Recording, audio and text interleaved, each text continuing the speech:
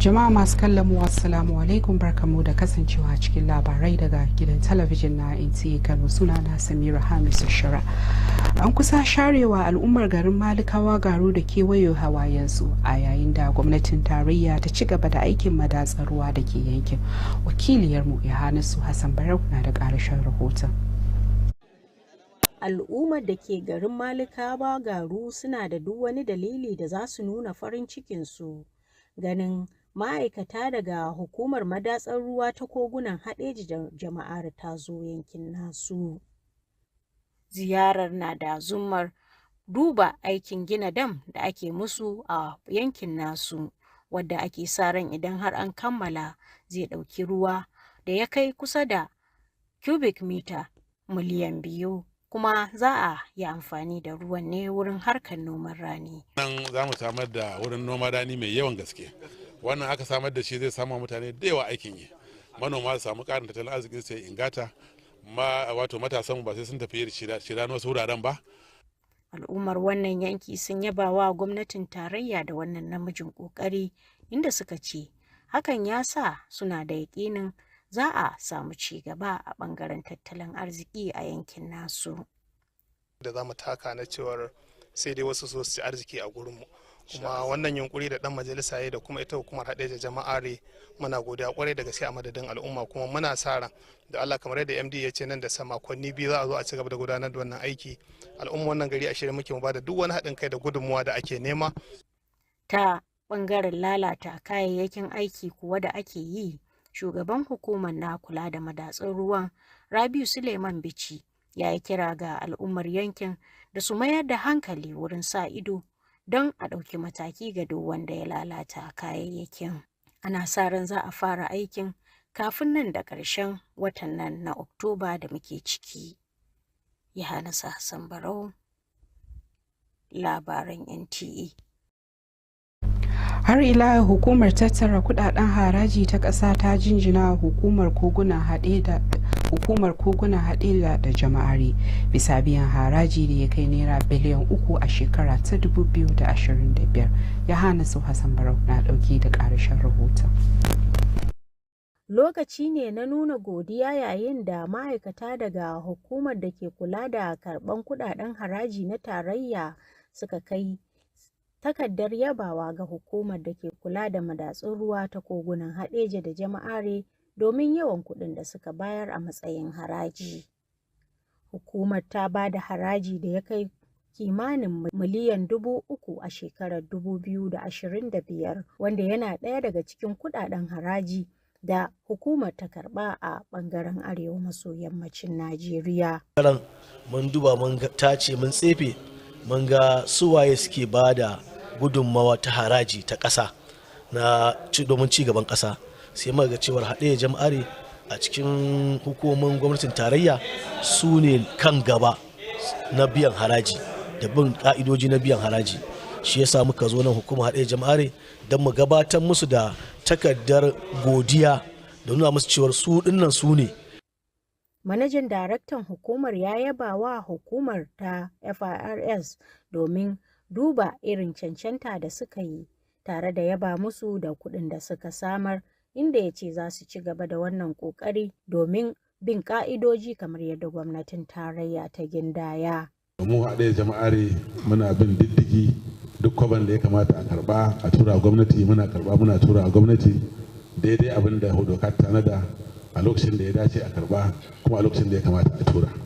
Tunda muka zo muka sa ido muka tabbatar hakan tana faruwa. Hukumar kula da madatsun ruwa ta kogunan haɗeja da jama'aren na daga cikin manyan hukumomi da suke a ƙarƙashin ma'aikatar ruwa ta ƙasa, wadda suke samar da harkar noman rani, samar da ruwa ga al'umma don sauran amfani da ke arewa maso yammacin Najeriya da sauran sassa. Yohanasu Hassan Barau, labaran NTA. Ci gaban kuma hukumar civil defense ta ƙasa tana ƙara zage dantse wajen yaƙi da sha da kuma fataucin miyagun ƙwayoyi a jihar nan, a yayin da ta kama wani wanda ake zargi da safararsu a ƙaramar hukumar Doguwa. Wakiliyarmu Fatima Sanusi Ƙaraye ta haɗa mana wannan rahoton. Jihar Kano tana fuskantar karuwar amfani da miyagun kwayoyi musamman tsakanin matasa a 'yan shekarun nan. Daga kan tituna har zuwa makarantun gwamnati, wannan matsala tana barazana ga tsaron jama'a tare da lalata makomar rayuwar matasa.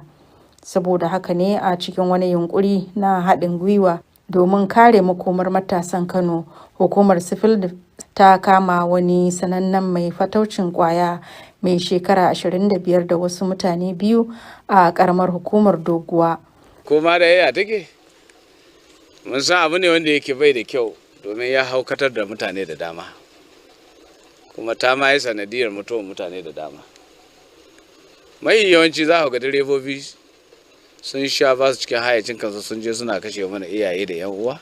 An kama su ne dauke da manyan jakunkuna guda 3 na tabar wiwi da buhun shinkafa da ma na taliya da wani yaro mai tuka babur din mai shekaru 15 kacal. Sakamakon ba mu san komai aka dora mana ba, tun da dai a lallaba take a cikin bude mu da iya wanda musamman gani daga shinkafa sai taliya.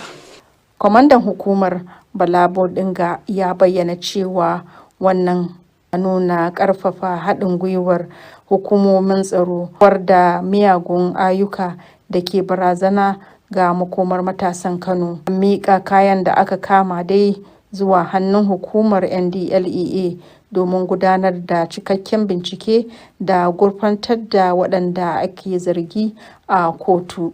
Fatima Sanusi Karaye, labaran NTA. Lafiyar kwakwalwa ba al'amari ne na mutum ɗaya ba, a'a wani muhimmin abu ne da ya kamata iyali da kuma al'umma su runguma.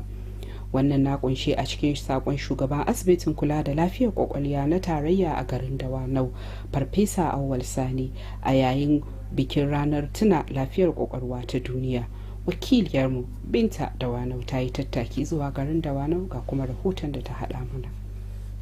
An ware 10 ga watan Oktoba kowace shekara a matsayin ranar masu larurar kwakwalwa ta duniya, wanda ƙungiyar lafiya ta duniya ta ware don ilmantar da mutane akan masu larurar da haɗuwa domin taimaka musu a dukkanin matakai a faɗin duniya. Kamar yadda ake zuwa a kai wa mutane a taimakon abinci, magani da ruwan sha, haka ya kamata a hada da wannan tallafi na wannan bangaren, saboda mutane suna shiga cikin tashin hankali mai yawa, su rasa nutsuwarsu, wato wanda muke cewa mental health din. Bawa masu larurar kwakwalwa fifiko a cikin al'umma zai wanzar da ci gaban al'umma. Suna da wani dan uwa ko nasu wanda yake da larurar kwakwalwa ya zo ya samu lafiya yadda ya kamata. Kira ga iyaye duk ɗansu da ya shiga ko yarsa da ta shiga cikin shaye-shaye irin wannan ba kyamatarsa za a yi, wajensa za a yi a jiki. Duk wanda aka ja shi a jiki aka nuna mai mutum ne shi, in Allah yadda zaki ga wata rana ya zama mutum. Taken bikin wannan rana shine samar da kayayyakin kulawa da masu larurar da ke cikin ibtila'i. Binta Adamu, labaran NTA. Rahoton Binta Adamu kenan akan bikin tunawa da lafiyar kwakwalwa ta duniya. Sheikh Salis Umar Musa ya yi kira ga al'ummar musulmi da su dage wajen aikata ayyukan ƙarai da kuma sadaka domin kyautata makomarsu. Wannan na daga cikin abubuwan da hudubar wannan juma'ar ta kunsa a masallacin Abdulrahman bin Auf a garin Dawanau. A masallacin Juma'a na Abdulrahman bin Auf da ke Dawanau, an tunatar da al'ummar musulmi cewa rayuwa amanar Allah ce, kuma duk abin da mutum ya aikata za a tambaye shi a ranar hisabi. A cikin huɗubar Juma'ar da ya gabatar, Imam Salisu Umar Musa ya jaddada cewa ayyukan alheri suna kawo lada ga mai aikata su, kuma suna raya al'umma. Akwai amfani na tunatar da al'umma wannan rayuwa da ake ciki, musamman na ajali, kana tare da mutum sai ka ji an ce babu, to kowa ya yi kokari ya tanadin wani abin da zai je ma Allah da shi, Allah ya kalli wannan abin dan ya masa rahama, ya masa jin. Imam Salisu Umar Rijiyar Lemu ya bayyana cewa aikata alheri ibada ce ga Allah, musamman idan aka yi ta da niyya mai kyau da kuma neman yardar Allah. Ya ce musulmi su rika gudanar da ayyukan da ke amfani ga kansu da al'umma, kamar taimakon juna da kyautata mu'amala, domin hakan na ƙara danƙon zumunci da zaman lafiya. Manzo Allah sallam ya ce wanda ya masa biyayya zai samu kansa a gidan aljanna, wanda kuma ya saba masa to hakika kamar ya ki shiga gidan aljanna ne. Ya kuma ce gaskiya a magana, adalci a mu'amala, cika alkawari da tausayi ga mutane dukkaninsu ayyuka ne na ibada da Allah ke so, kuma suna ƙara daraja da mutunci ga rayuwar ɗan adam. Muhammad Ibrahim, labarin NTA. A jadawalin labaran namu, kanin labaran wasanni shine na gaba. Kasar Egypt ta samu nasarar samun shiga gasar ƙwallon ƙafa ta duniya da za a yi a shekara ta 2026 bayan lallasa Djibouti da ci 3-1.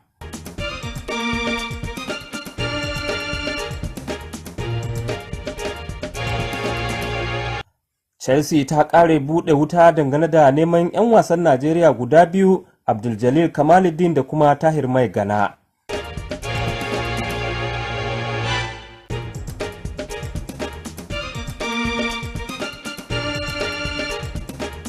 Andy Murray ya bayyana razana dangane da cunkoson 'yan kallo a wasan golf da kuma jin daɗin da yake da shi dangane da wasan da zai fara.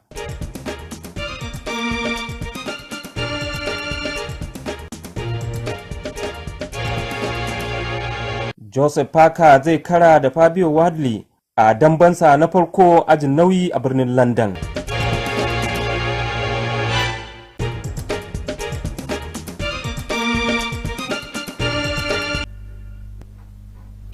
Sai kuma hasashen masana yanayi na gobe Asabar idan Allah ya kai mu.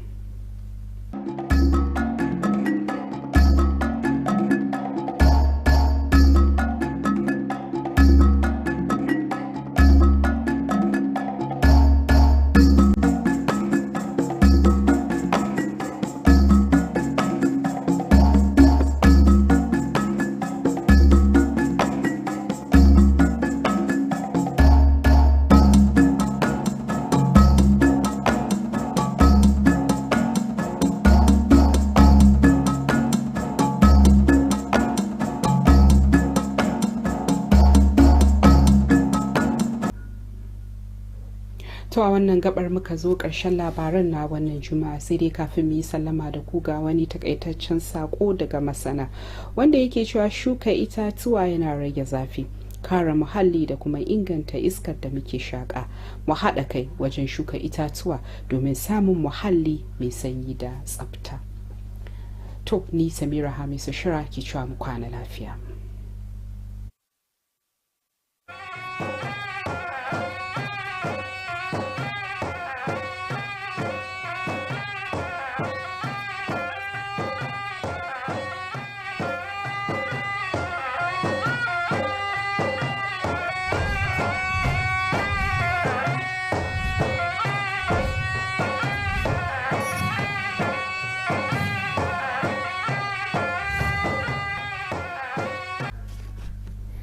Good evening and welcome to the news at 7. I am Muhammad Ibrahim Salu. The people of Malikawa Garu community and its environs will soon start smiling to the bank with their profits, as the federal government has remobilized contractors to resume work on the long abandoned dam construction project in the area. Yahanasu Hassan Barrow reports. People of Malikawa Garu have every reason to be happy, as they cited officials of the Hadija Jama'are River Basin Development Authority in their community. The visit was to inspect the abandoned dam construction, which when completed will accommodate 1.8 million cubic meters of water to be used for irrigation and boost agricultural productivity. This is completed, it will generate employment for our youth. To cultivate rice and other crops, and this will add to Mr. President's agenda on food security, so that we can have enough food to feed our people and also export whatever is in excess. People of the community commended the federal government, saying the move has rekindled their hope for economic prosperity. Our own is to give our contribution, our quota, to ensure that we protect the project being executed by the government in our domain.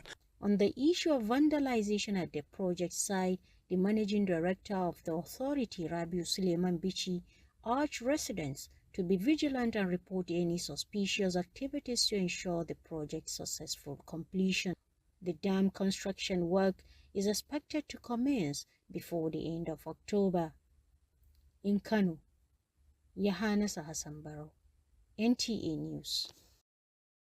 The Federal Inland Revenue Service Kano office has presented a commendation letter to the Hadejia Jama'ari River Basin Development Authority for outstanding performance in revenue remittance. Yohannes Hassanbaro reports that the recognition follows the authority's remittance of nearly 3 billion naira in the year 2025. It was a visit filled with appreciation and recognition as officials of the Federal Inland Revenue Service presented a letter of commendation to the Hadejia Jama'ari River Basin Development Authority for its diligence in tax remittance. The authority was recognized for remitting close to 3 billion naira in 2025, marking one of the highest compliance records among federal agencies in Northwest. The managing director of the authority thanked FIRS for the recognition, pledging continued compliance with government financial regulations. Very glad to receive this commendation letter on behalf of Hadejia Jama'ari River Basin Development Authority. Your recognition of Hadejia Jama'ari as a worthy partner is commendable, and it will encourage us to do more. We thank you very much for this appreciation. The Hadejia Jama'ari River Basin Development Authority is one of the leading agencies under the Federal Ministry of Water Resources, overseeing irrigation, water supply and agricultural support projects across the Northwest region. In Kano, Yohannes Hassanbaro, NTA News. The fight against drug abuse in Kano intensifies as the Nigeria Security and Civil Defense Corps arrest a suspected dealer and his accomplice in Dogwa local government area. State Commandant of the Corps, Bala Bodinga, says youth involvement in drug trade is worsening the crisis. Fatima Sunusi Arai reports. There's a disturbing rise in drug abuse, particularly among young people, from street corners to school environments. Illicit substances continue to threaten public safety and destroy promising lives.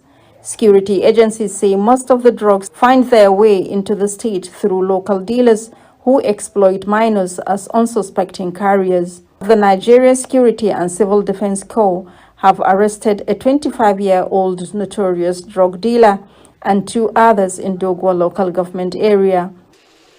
Drugs and any other illicit substance that hinders the human stability and endanger their lives and other Nigerians, which of course at times cause a serious havoc that could lead to destruction of critical national asset and infrastructure.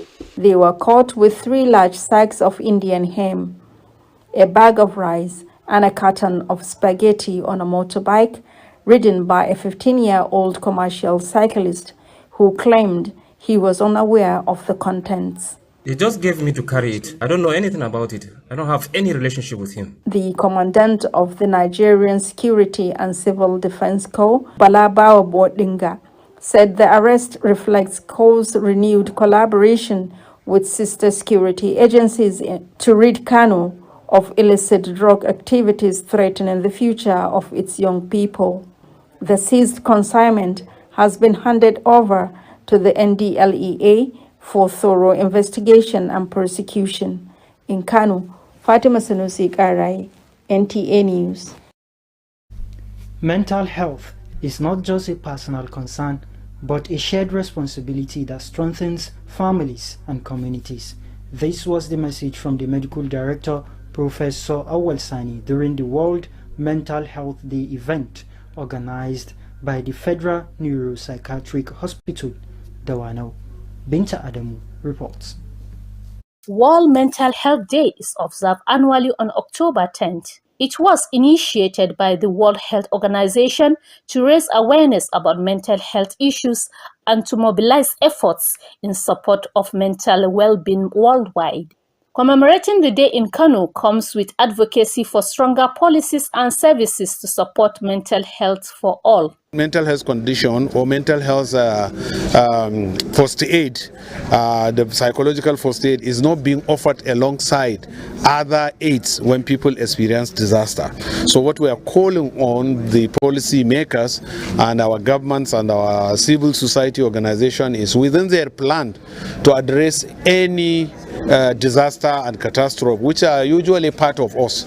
When mental health is prioritized, a society can be built where everyone is able to strive. Suna da wani dan uwa ko nasu wanda yake da larurar kwakwalwa ya zo ya samu lafiya yadda ya kamata. Each and every one of us own a responsibility to these people to help them in the little way we can.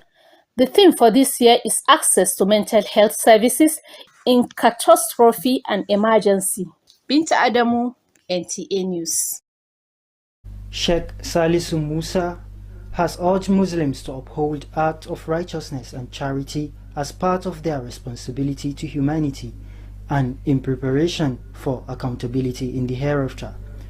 This was the message of his Friday sermon delivered at the Abdurrahman bin Auf Mosque in Dawanau. The report. At the Abdurrahman bin Auf Jumat Mosque in Dawanau, worshippers were reminded that life is a trust from Allah and that every action will be accounted for on the Day of Judgment. The Friday sermon by Imam Salis Umar Rijalimu focused on righteous deeds as acts that brings reward to believers. Whoever does good, even if it's a smile or kind word, Allah will reward him in the hereafter.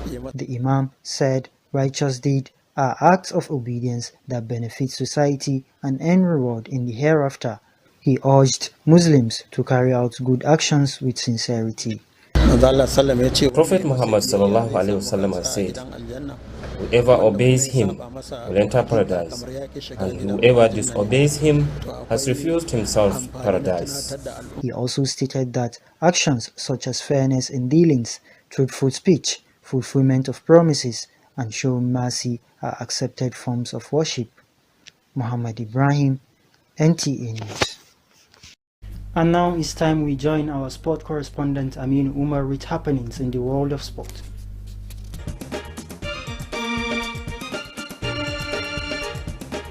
Egypt secures a spot in 2026 FIFA World Cup with a 3-0 win over Djibouti.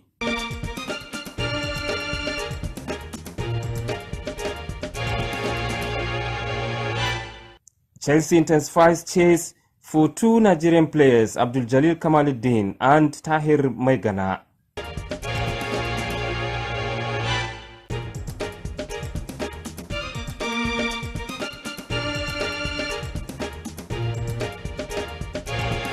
Andy Murray reveals his fear of golf crowds and excitement about his new golfing journey.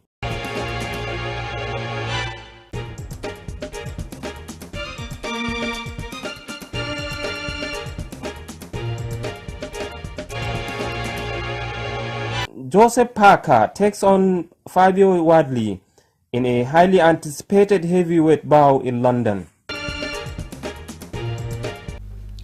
Next is weather forecast for Saturday the 11th of October 2025 in Kano and other selected cities.